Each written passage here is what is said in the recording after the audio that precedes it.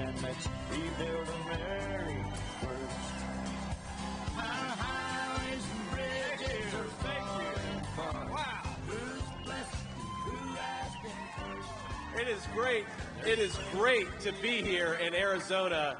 And in 60 short days, we're going to take back this country, and it's going to start right here in the state of Arizona. Now, I got to say, I've been in politics all of 2 years, and you meet some really good people, and you meet some real scumbags. And you in Arizona are absolutely, you have some of the best people representing the state of Arizona. And I want to...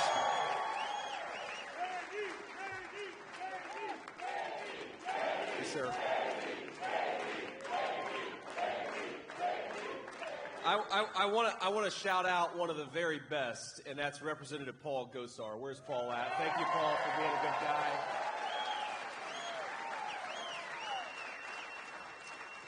I want to call out the chair of the Arizona Republican Party, Gina. Where is Gina? There we go, Gina. We've got Pinal County Sheriff Mark Lamb. Where's Mark? Mark.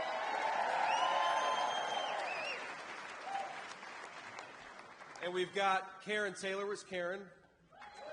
Thank you, Karen. We've also got Debbie Weiss here. Where's Debbie at?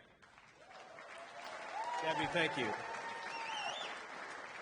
Again, some great leaders here in Arizona, and this campaign, my friends, is about a very simple thing. It's about taking this country back and taking the great Arizona leadership style to Washington, D.C., and there's no way to do that.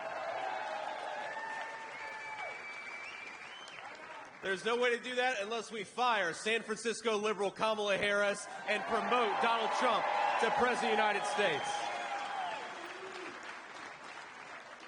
Now, we're here, and I want to talk a little bit about the border, my friends, because you guys see it more than anybody else. The American southern border is a disaster, and we're going to talk about the ways in which Kamala Harris has broken it.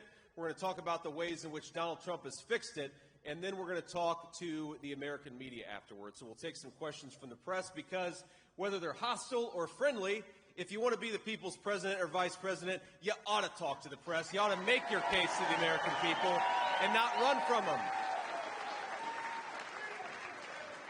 And I'm sure because President Trump and I are the only candidates in this race who will actually talk to the press, that they'll only ask us friendly and nice questions, right? Don't hold your breath. And by the way, it's good to be here in Arizona, even in early September. I will tell you, though, we brought the whole crew to Arizona. I got my lovely wife, Usha. Usha, where'd they put you?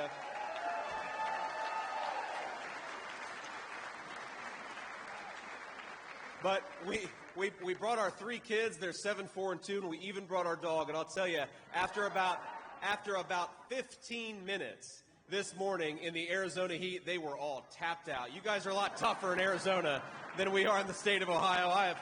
I have never seen 3 kids who were anxious to get out of a hotel room wilt in 15 minutes. They were ready for the AC after about 15 minutes, and we're so thrilled with the welcome that you guys have given them, and we're so thrilled with what this state could be with better leadership at the federal level. I mean, think about this, y'all. So, Kamala Harris is an interesting candidate. Yeah, we should boo her because she deserves it. I won't stop you from doing that. But think about this. This is a person who became the vice president of the United States on a promise of open borders, and she actually delivered. On day one, Kamala Harris said, we're going to suspend deportations. On day one, Kamala Harris said, we're going to stop Donald Trump's Remain in Mexico policy. And remember, what that does is, if you come into this country and you claim asylum, you got to wait in Mexico while your claim is being adjudicated. We're not going to release you into the country, give you a work permit and health care benefits. You got to remain in Mexico. She stopped that policy on day one. And then also on day one, she re-implemented the terrible catch and release policy that allows people to take advantage of our system. She stopped the border wall. You go to the border wall, of course, all across the state of Arizona. You see it sitting there on the ground. And she did this crazy thing where they did parole for millions upon millions of illegal aliens. That is the record of Kamala Harris. Well, I bring a message from Donald J. Trump. If you were in this country illegally, in 6 months, pack your bags because you're going home.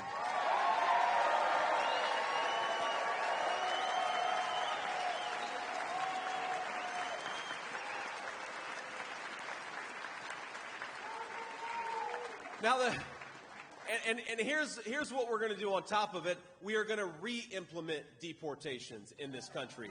We're going to finish that beautiful border wall along the state of Arizona and everywhere else.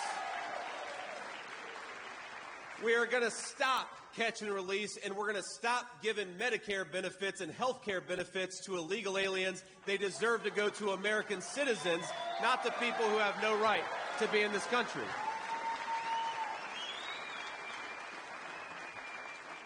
Now, that is the Donald Trump agenda, and it's simple common sense. And it's one of the reasons why Donald Trump has gotten endorsements from across the political spectrum. You know, we've got on the Trump team, we've got people like Nikki Haley and Brian Kemp, and we've also got RFK and Tulsi Gabbard. You know why?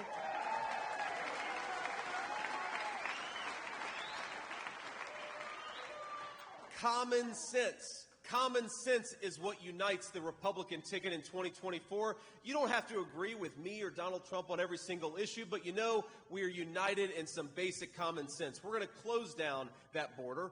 We're going to bring down the cost of housing and groceries for American citizens. We're going to try to persuade our fellow Americans instead of censoring them, and we're going to fire that crazy person, Kamala Harris. We're not going to give her a promotion. That's the common sense unity view of the United States of America. Now let's just talk about some of the wages, some of the costs of Kamala Harris's policies. I believe just last month we had the largest fentanyl bust in the history of this country, $12.6 million of fentanyl. And let's talk just a little bit about the human cost of this, because these are not just statistics. $12.6 million, that's a lot of money, of course, and that's a lot of fentanyl. But let me tell you just a personal story. You know, a lot of you know where I came from and how I grew up, but some of you don't. I was raised by my grandmother, a working class Appalachian woman from Eastern Kentucky. She was a Spitfire. God bless you guys. Thank you. Now, Mamaw was an interesting study in contrast. You know, Mamaw, she was a woman of very deep Christian faith, and she was. Even though she didn't graduate from high school, she thought very seriously about what her Christian faith required of her. Mamaw also loved the F word, my friend. She was and I'll tell you, my wife will attest to this. She gets mad at me from time to time because, you know, sometimes I talk like Mamaw. And that means sometimes our 4-year-old talks like Mamaw, and nobody wants a 4-year-old who talks like Mamaw. I won't even repeat some of the things that she said. I know we've got cameras here and we've got some kids too, but you know, Mamaw, because she was tough, but because she was loving, and because she was firm and disciplined, but also because she gave me a home when I needed one, I was able to live the American dream. And I think the American dream is worth fighting for and worth preserving for, isn't it?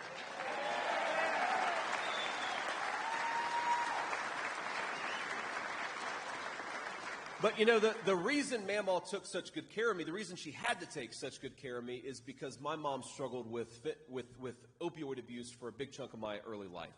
And I'm very proud to say, by the way, that my mom is now right on the cusp of 10 years clean and sober, and we're grateful to God for that.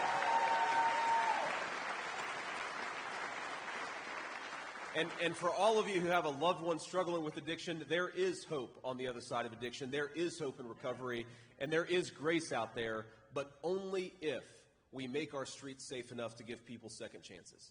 Because one of the things that I really do believe is that if the poison that Kamala Harris has invited into this country in 2024, if it was coming across when my mom was still struggling with addiction, I don't think I would have gotten that second chance with my mom. I don't think that she'd be on the cusp of 10 years clean and sober, and I don't think our 3 kids would have gotten to build a great relationship with my mom and their grandmother.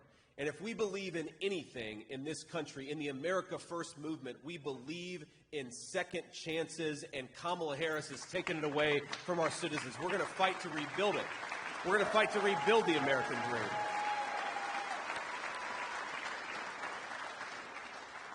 And that is why we've got to close down that southern border. You know, I was in Valdosta, Georgia, about as far away from here as you could be, and the weather's a little bit more temperate in Valdosta, Georgia, even in August. But, you know, they showed me something. The sheriff showed me their interdiction room. And that's where all the drugs that they catch on I-10 or on I-75, it sort of sits at the intersection of two major highways. And they showed me the stuff that they got. And, you know, there's big bags of marijuana, there's cocaine, there's pills, there's a whole host of things they showed me. And you know what they showed me? I was confused by it. They showed me a big box of candy.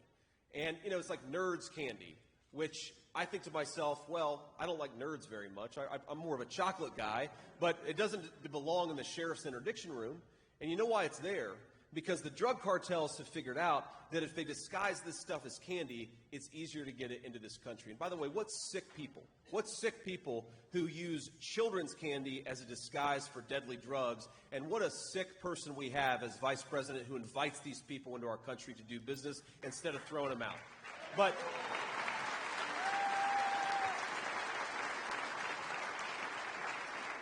you know, it makes me realize that you've got kids who are going to get into a packet of candy on a playground or in their school, and it's going to take their lives. And the reason it's going to take their lives is not because any kid should suffer for picking up a bag of candy, but because their leadership, our children's leadership, has failed them. What kind of a person lets drug cartels do business in their country? What kind of a person allows the drug cartels to disguise fentanyl as candy? And what kind of a person invites these people to get rich off of our country while our own citizens die? I don't want to answer that question, what kind of a person, but she sure as hell shouldn't be president of the United States, which is why we need to say, you are fired. Kamala Harris is fired.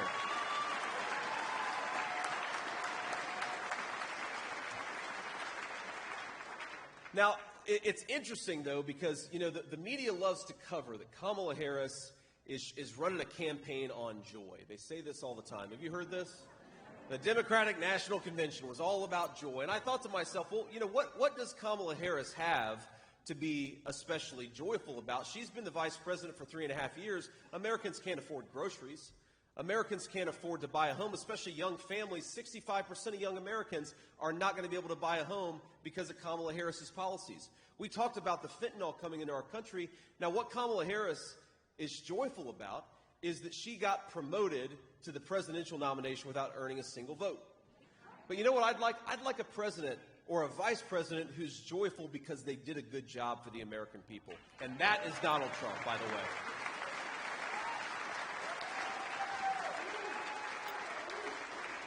Because as much as the media loves to lie about him, Donald Trump has got the best sense of humor, and he's having a lot of fun out there on the campaign trail, right? We all know it, we see it, we watch it every day, but here's the thing. You know why President Trump is excited and happy about the future? It's not that he got a promotion he didn't earn. He's excited about the future because he knows this is the greatest country in the world, and the only thing that's broken about it is our failed leadership. He's excited about delivering lower grocery prices for Americans. He's excited about closing down that southern border. He's excited about making our streets safe again. And he's excited because the people of Arizona are about to elect him president of the United States to make all of us better off, not just him, all of us together.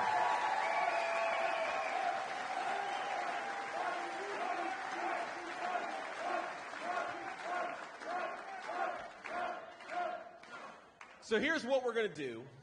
We're going to end catch and release. We're going to close down that border. We're going to wage war against against the Mexican drug cartels, not against the American citizens who are suffering because of those drug cartels. And we are going to make this country great again. Now, I want to offer one final point here.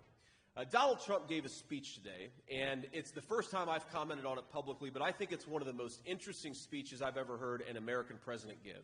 Because, you know, Kamala has this slogan. She talks about, you know, we're not going to go back. And I always ask myself, Kamala, what are you talking about? We're not going back to what? To low inflation, rising take-home pay?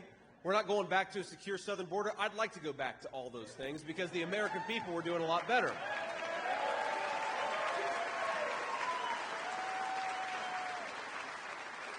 But I realize, my friends, that when she says we're not going back, we are going back to a very ancient and dark time in human history. We're going back. Kamala Harris wants to send us back to a place where you have to be rich to enjoy public safety, where you have to be wealthy to afford to buy a home in this country, where if you want to have a nice steak on a Friday night, you've got to make a lot of money. I happen to believe that middle-class Americans ought to be able to afford a nice steak on a Friday night. Isn't that just simple? So, Kamala Harris wants to take us back to a point where the country and the world don't actually work unless you've got connections and unless you've got a lot of money. But the promise of this country, the promise of liberty and justice for all, is that whether you're rich or poor, you get to live in a safe community. Whether you're rich or poor, you get to afford a nice meal for your family. Whether you're rich or poor, you live in a country where your leaders protect the border instead of tearing it down. Kamala Harris wants to take us back to a time when America didn't even exist, because in America, every citizen controls his own destiny. Every woman controls her own future. Kamala Harris wants to take us back to a broken time in world history. Donald Trump wants to rebuild the American promise where everybody, we all believe in liberty and justice for all, and every single citizen gets access to it. That's what Donald Trump's trying to bring us back to.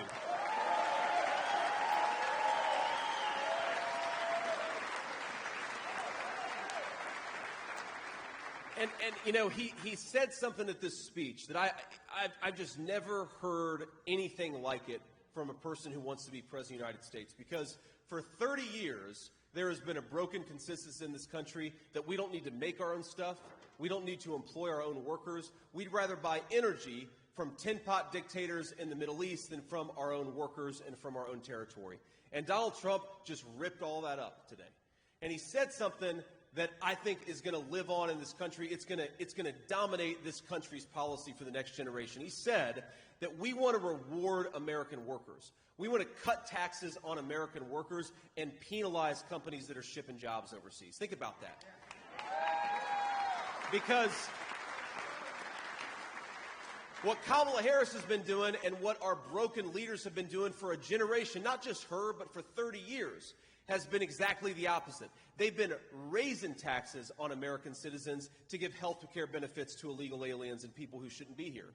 They've been raising your taxes and sending it overseas to Chinese companies that are building electric vehicles. And Donald Trump says that is bogus. That is garbage. We're not doing it anymore. So if America first means anything, it means we're prioritizing the American worker, we're prioritizing the American citizen, and we are rebuilding a country where wherever you came from, whatever your background is, whoever your parents were, liberty and justice for all, not just for the well-connected and not just for Kamala Harris's donors. God bless you all. Thank you for having me. Let's make this country great again.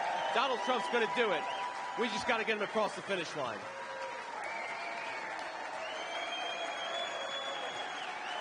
God bless you, sir.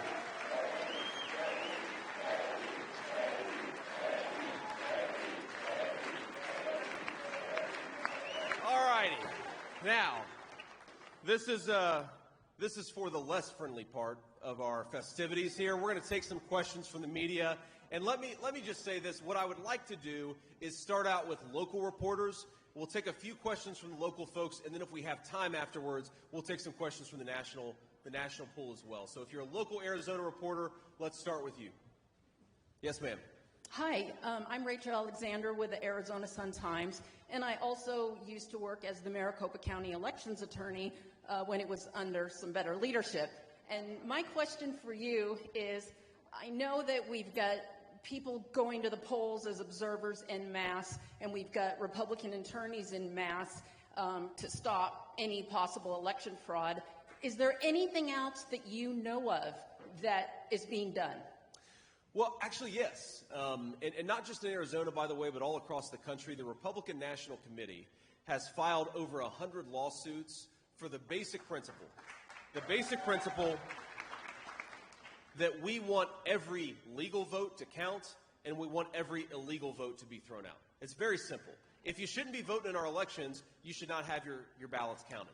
If you should be voting in our elections, we should make it easier for you to vote and not harder. And unfortunately, the Democrats seem to want to turn this on their head. We've got a bill right now in the U.S. Congress, the SAVE Act, that would make it so that only legal American citizens can vote in our elections.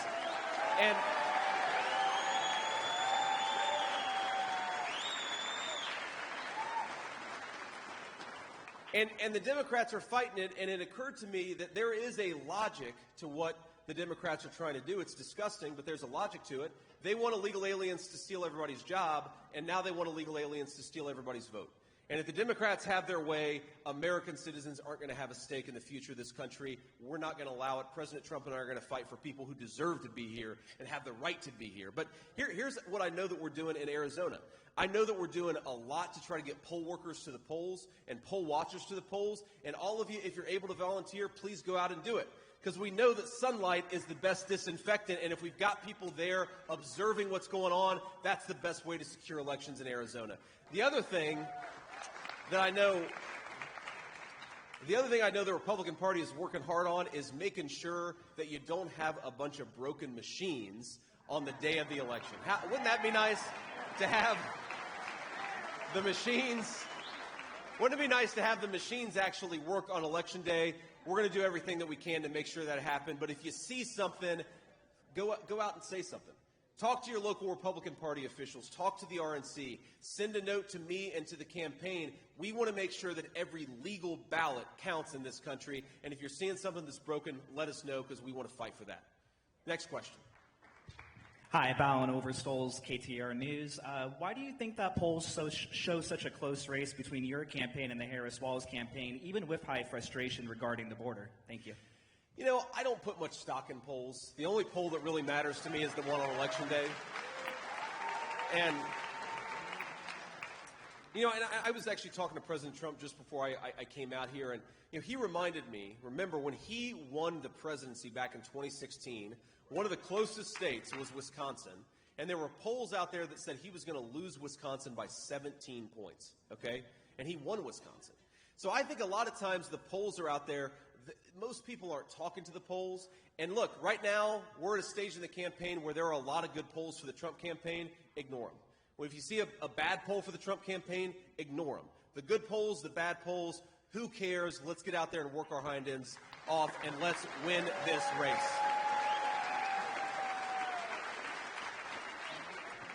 Sir. Dennis Welch, CBS 5 News. Recently, John McCain's son endorsed the other side on the other campaign over there. I wanted to get your take. Well, look, I do have a question. I recently read that in a college newspaper, you were quoted as praising John McCain. So it's kind of a two-part. Get your thoughts on McCain's son endorsing the other team, and what do you think about John McCain and his legacy? Because as you know, Donald Trump and McCain's legacy is complicated at best. Well, look, one of the things I love about Donald Trump, and I never knew John McCain, but I suspect that one of the things that I would have loved about John McCain is that they didn't let their personal grievances get in the way of serving the country. Okay, so John McCain, I'm sure, disagreed with Donald Trump on a whole host of issues, and yes, Donald Trump disagreed with John McCain on a whole host of issues. I do not believe for a second that if John McCain were alive today and he sees what's going on at the American southern border, that he would support Kamala Harris and all of the destruction that she's wrought. I really don't believe that.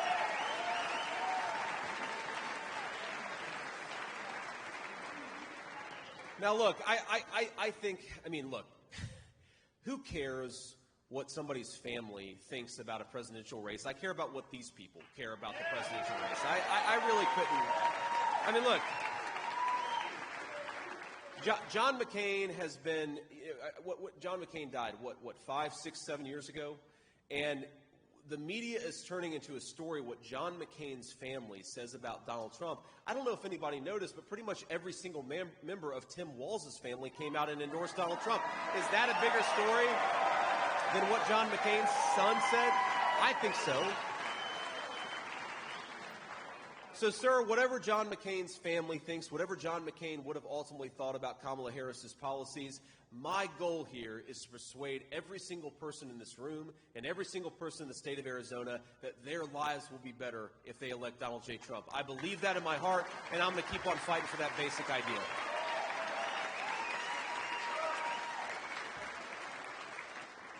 Next question. Hi, Senator. Stephanie Murray with the Arizona Republic. My question is, what should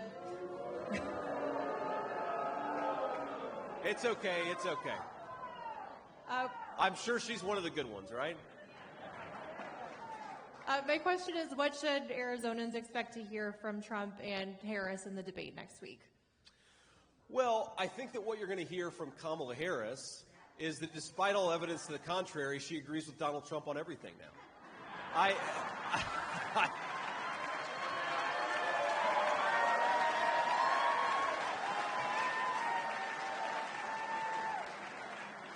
Yeah, we have to remember, she's on video saying she wanted to defund the police, and now she says, well, she didn't mean it.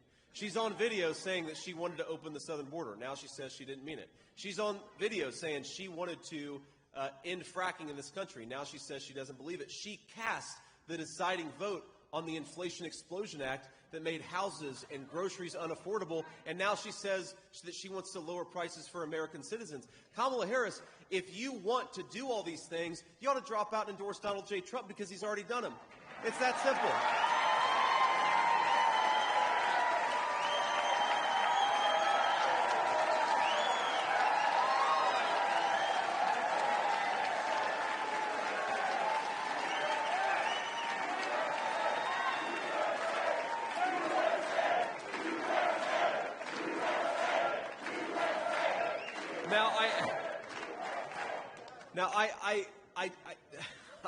I joked with the president a few days ago, and I said, sir, I think I figured it out. I think I figured out why Kamala Harris is running from every single position that she once held. It's because she realizes that we're going to win, and she wants my job. She must really like living in the Naval Observatory, and now she wants Trump to switch me out for Kamala Harris. I don't think that he's going to do that, by the way.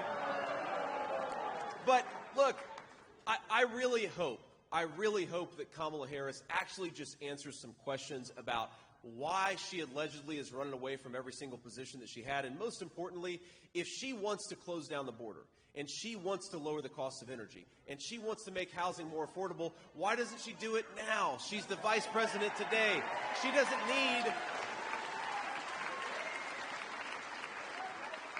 It's so funny to hear Democrat politicians talk about Donald Trump, and they say, well, we want to close the border. Well, Donald Trump already did it.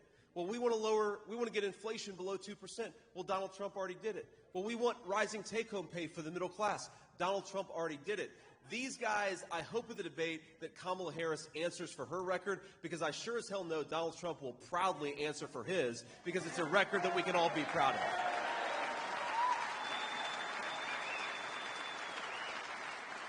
And I gotta say one more thing on Kamala Harris. You know, they agreed to this debate. They agreed to this debate months ago.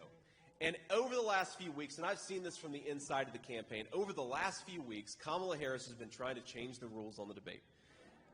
She wants to change everything because she knows that unless she gets the rules that she wants, unless she has a bias set up, the American people are going to reject her. But you know what she really wants to do? And look out for this on September the 10th. She really wants a moment where she can interrupt Donald Trump and say, I'm speaking. Because, you know, Kamala Harris, sometimes I think she doesn't want to be the vice president. She wants to be the vice principal.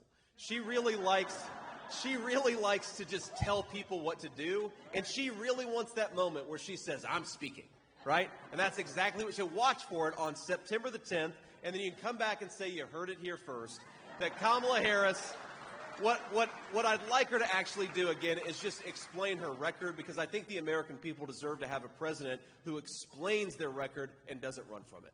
Next question. Hi, Senator Kit Maher, CNN. I wanted to ask, in the wake... Thank you. Now, Kit, I honestly... She's going to hate me saying this. Kit's one of the good ones. But she won't be able to go back to CNN after I just said that. So take it or leave it, Kit. Ask your question, please. Thanks, Senator, for taking my question. I appreciate it. In the wake of the Georgia school shooting yesterday, I wanted to ask you, what specific policies do you support to end school shootings like this? And if you allowed a second one, specifically on the debate, has Trump consulted you for any advice? Have you participated in the policy discussions that he has held with Tulsi Gabbard? And what advice have you offered him?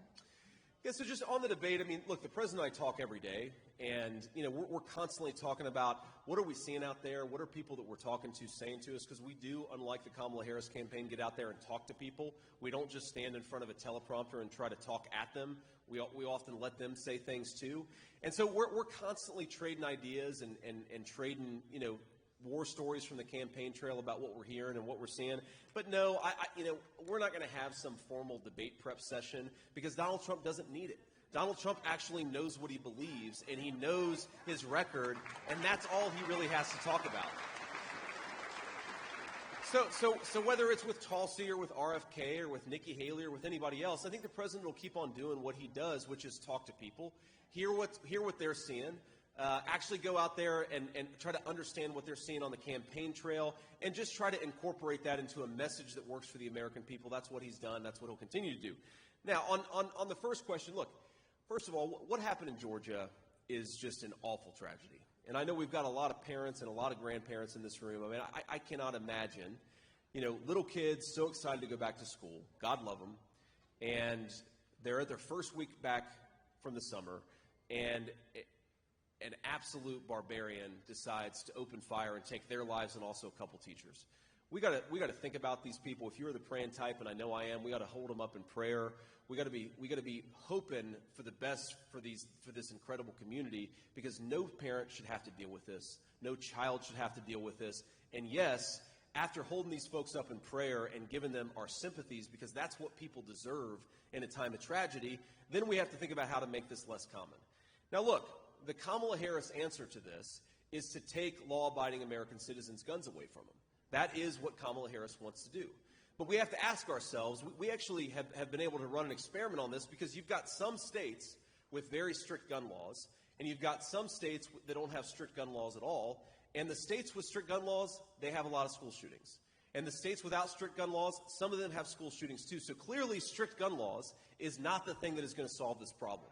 What is going to solve this problem, and I really do believe this, is look, I don't like this. I don't like to admit this. I don't like that this is a fact of life. But if you are a psycho and you want to make headlines, you realize that our schools are soft targets. And we have got to bolster security at our schools so that a person who walks through the front door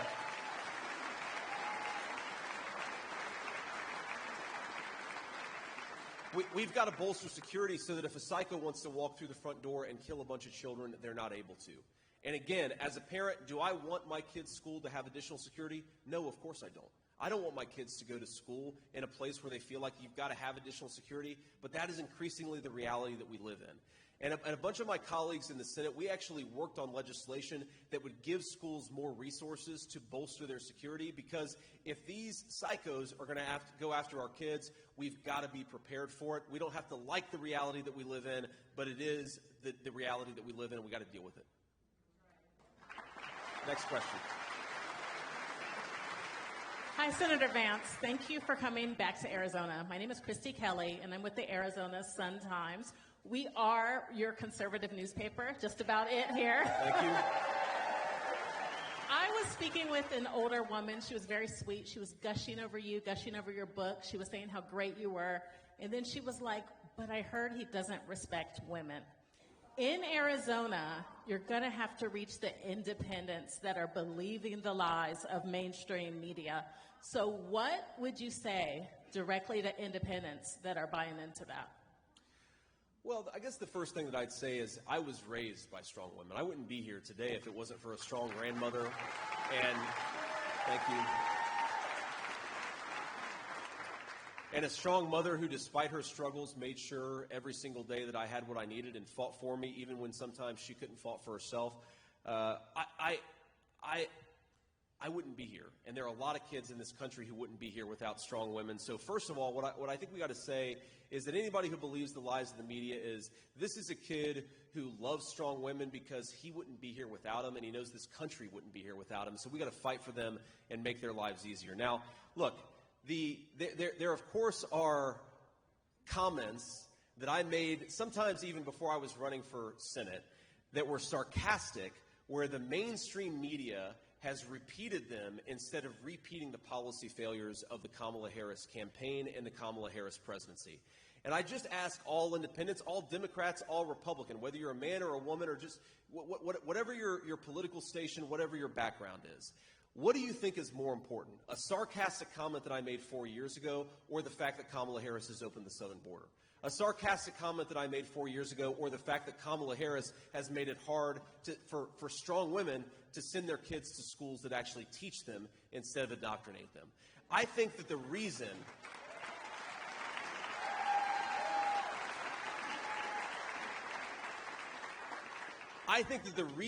the media and the Harris campaign are lying about me is because they can't tell the truth about their own record. And I happen to think that we ought to be led by somebody who believes in the American people enough to level with them, to tell them the truth, and to run on their record instead of on lies. And Kamala Harris ought to be ashamed of herself. And if you're an independent, a Democrat, or a Republican voter, I just ask you, look at the real record, look at the real context, and what you'd find, I think, is that Donald Trump and I are the only ticket for strong women and strong families in this country.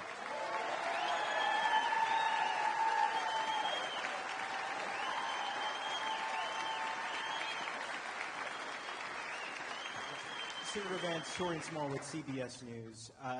Donald Trump last week announced that he wanted either private insurance companies or the federal government to cover the cost of IVF for families. How would a Trump-Vance administration pay for that? Well, look, there are a lot of things that we could pay for in this country if we focused on American citizens instead of on illegal aliens, right? This is not...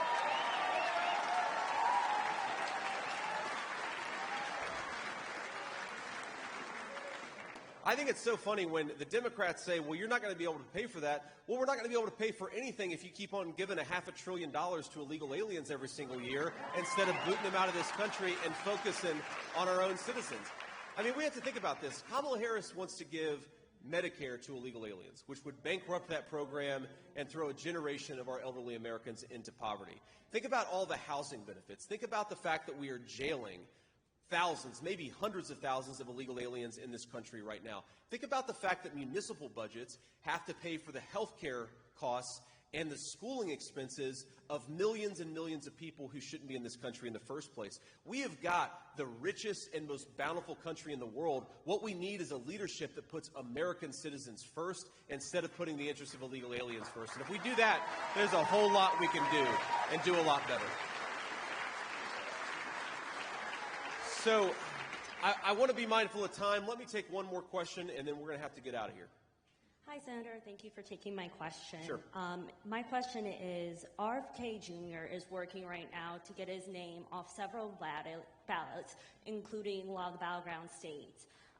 Could we see the Trump campaign join him in that effort, especially given how Kennedy and Trump have shared values? And do you think he dropped out too late, given everything that's happening right now? Well, look, I'm not going to make RFK's decisions for him. I'm glad that RFK is on the team, and I think it sends a great signal to Americans, and especially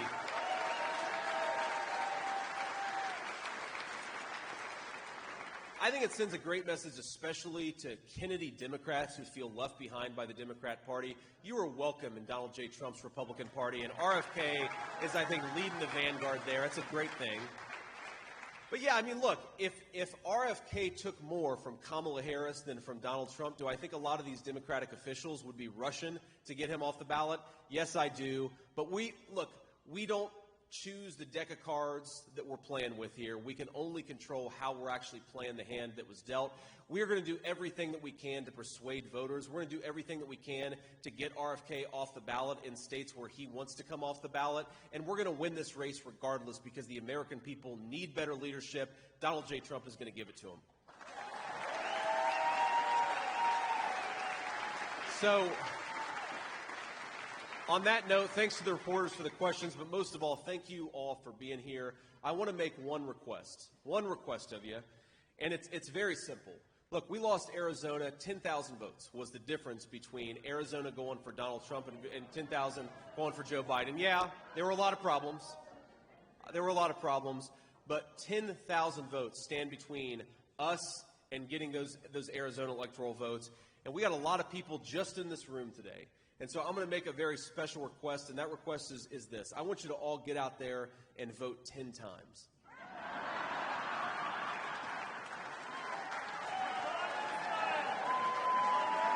Now, no. I know you're all a little uncomfortable.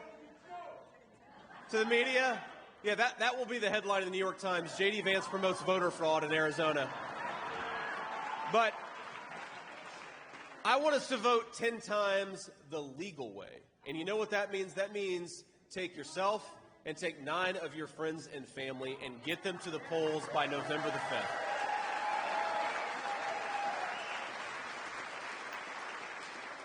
We had over 2,000 people at a church in Mesa last night. We've got a great crowd here today. If just the people in that crowd and this crowd get 10 people to the polls, we are going to win the state of Arizona. We're going to take back the White House, and we're going to give this country a president it deserves. God bless you all. Let's get Donald Trump over the finish line, and let's do it together. Thank you all so much. Thank you, Arizona. We're going to go red in November.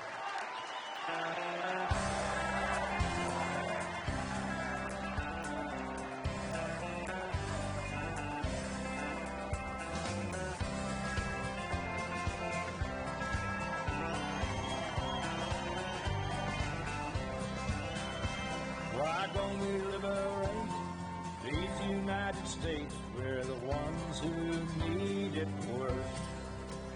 Let the rest of the world help us for change, and let's rebuild the very first.